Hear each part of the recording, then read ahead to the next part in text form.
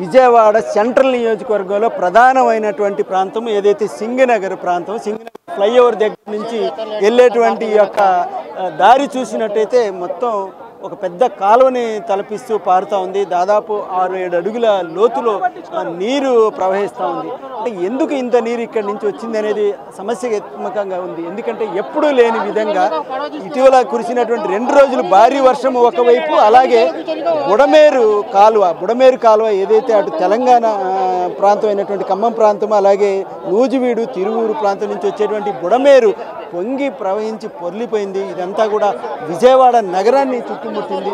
దీంతో దాదాపు వేలాది ఇల్లు కూడా నీళ్లలో జలమయమైపోయిన పరిస్థితి ఉంది. అయితే ఇక్కడ ఉన్నటువంటి ప్రజల్ని సేవ్ చేసేందుకు అని చెప్పేసి ఎస్డీఆర్ఎఫ్ దళాలన్నీ కూడా కొంతమేరకు ఎవరైతే చిక్కుకున్నారో నీటిలో వాళ్ళని తీసుకొచ్చే ప్రయత్నం అయితే కొనసాగిస్తూ ఉన్నారు. అయితే ఉదయం నుంచి అంటే దశల వారీగా ఈ యొక్క లోతు వాటర్ అయితే ప్రవాహం పెరిగింది. ఇంకా వర్షం కనుక పెరిగినట్టయితే ఈ పరిస్థితి ఇంకా చాలా తీవ్రంగా ఉండే పరిస్థితి ఉంది. రాష్ట్ర ముఖ్యమంత్రి చంద్రబాబు నాయుడు ఇప్పుడే వచ్చి ఇదంతా కూడా పరిశీలించారు. అలాగే సహాయక చర్యలు చేపట్టాలని అధికార యంత్రాంగాన్ని కూడా అప్రమత్తం చేసిన పరిస్థితి ఉంది. మరోవైపున ఏరియల్ వ్యూ కూడా చూసిన పరిస్థితి కనిపిస్తూ ఉంది. ఎలా తీసుకెళ్లాలనే దాని మీద పడవలు తీసుకొచ్చి ఆ పడవల ద్వారా మొత్తాన్ని జనాన్ని తరలించే ప్రయత్నం అయితే చేస్తూ ఉన్న పరిస్థితి ఉంది. మనం చూస్తూ ఉండొచ్చు. ఇక్కడ జనం అయితే తమ వారిని ఎలా ఉన్నారు, వారిని ఎలా బయటికి తీసుకురావాలని భయాందోళనలకు గురవుతున్న పరిస్థితి అయితే కనిపిస్తూ ఉంది. చూడొచ్చు, ఇదిగో ప్రజెంట్ 2 పడవలు తయారు చేసి పంపిస్తా ఉన్న పరిస్థితి అయితే కనిపిస్తూ ఉంది. మంత్రి నారాయణ అయితే విజయవాడలోనే ఉదయం నుంచి ఇక్కడే ఉండి పర్యవేక్షణిస్తూ ఉన్నారు. ఒకవైపున అధికారులందరినీ అప్రమత్తం చేస్తూ మరోవైపున కమాండ్ కంట్రోల్ ద్వారా కూడా పరిశీలిస్తున్నారు. మంత్రి నారాయణ గారు ఏదైతే పట్టణ అభివృద్ధి శాఖ మంత్రి గారు, అయ్యా నమస్కారం. అయ్యా నమస్తే. ఏంటి పరిస్థితి, ఎలా సాగుతుంది సహాయక? వాటర్ లెవెల్ పెరుగుతుందండి. సీఎం గారు కూడా ఇప్పుడు వచ్చారు, చూశారు, బోట్లలో తిరిగారు. వీలైనంత వరకు మ్యాక్సిమం నెంబర్ ఆఫ్ బోట్స్ని తెప్పిస్తున్నాము. గ్రౌండ్ ఫ్లోర్లో ఉండే వాళ్ళందరినీ ఫస్ట్ బయటకు తీసుకొచ్చి ఏర్పాటు చేస్తున్నారు. దాదాపు 25 దాకా బోట్లు అటు చూడండి అన్నీ తీసుకొస్తూ ఉంటారు రిస్క్ ఆపరేషన్స్. సీఎం గారు కూడా కలెక్టర్ ఆఫీస్లో కూర్చున్నారు. మార్నింగ్ దాకా అక్కడే ఉంటానన్నారు. మాకు డైరెక్షన్ ఇస్తున్నారు. ఆ డైరెక్షన్ ప్రకారం అందరినీ తీసుకొస్తాం. ఎంతమంది ఇట్లా వరదలో చిక్కుకొని ఉంటారని అంటే ఈ ప్రాంతంలో దాదాపు ఒక 1,00,000 మంది ఉంటారండి.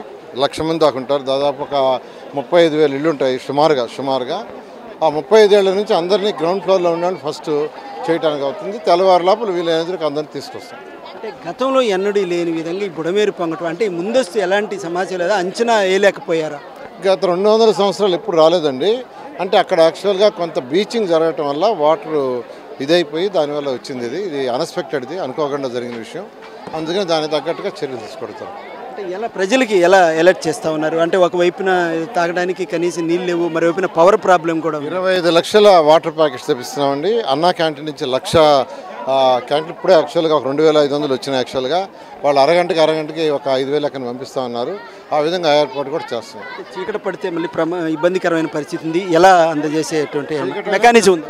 తెల్లవారుదాకా ఇదే ఆపరేషన్ చేయమన్నారు కంటిన్యూస్గా. అయితే ప్రజలు సహకరించాలి. అంటే ప్రతి ఒక్కరూ మా వాడిని పోయి తెచ్చుకుంటాం అంటున్నారు. అలా అది ఇబ్బంది అవుతుంది. సహకరిస్తే వీలైనంత తొందరలో ఇంకా ఎక్కువ బోట్లు వస్తున్నాయి. అందరినీ వీలైనంత తొందరలో తీసుకురావడం జరుగుతుంది. ఎస్డీఆర్ఎఫ్ ఎన్డీఆర్ఎఫ్ బలగలు చాలా బాగా చేస్తున్నారు వాళ్ళుగాను. అయితే ప్రజలే సహకరించాలి. అంటే ప్రతి ఒక్కరూ మా వాడిని పోయి తెచ్చుకుంటే దాంతో యాక్చువల్గా ఇబ్బంది అవుతుంది. దాన్ని కూడా యాక్చువల్గా పోలీసు వాళ్ళు కొద్దిగా అందరికీ నచ్చ చెప్తున్నారు. ఆ విధంగా జరుగుతుంది. Thank you.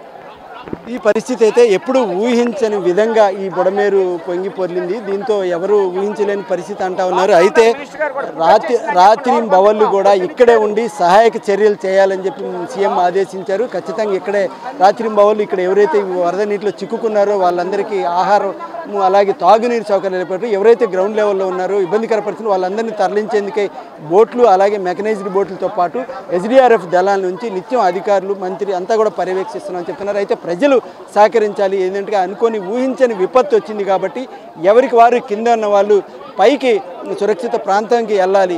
వాళ్ళకి సంబంధించినటువంటి ఏర్పాట్లు అయితే మాత్రం పూర్తి చేస్తామని చెప్పేసి చెప్తా ఉన్నారు. మనం చూస్తాము మంత్రి గారు దగ్గరుండి ఇలా ఈ బోట్లను పంపిస్తూ ఉన్నారు. ఎంతవరకు వాళ్ళని తీసుకురాగలరో అంతవరకు తీసుకొచ్చే ప్రయత్నం ఒకళ్ళంటే ఒకళ్ళ తీసుకొచ్చే పరిస్థితి.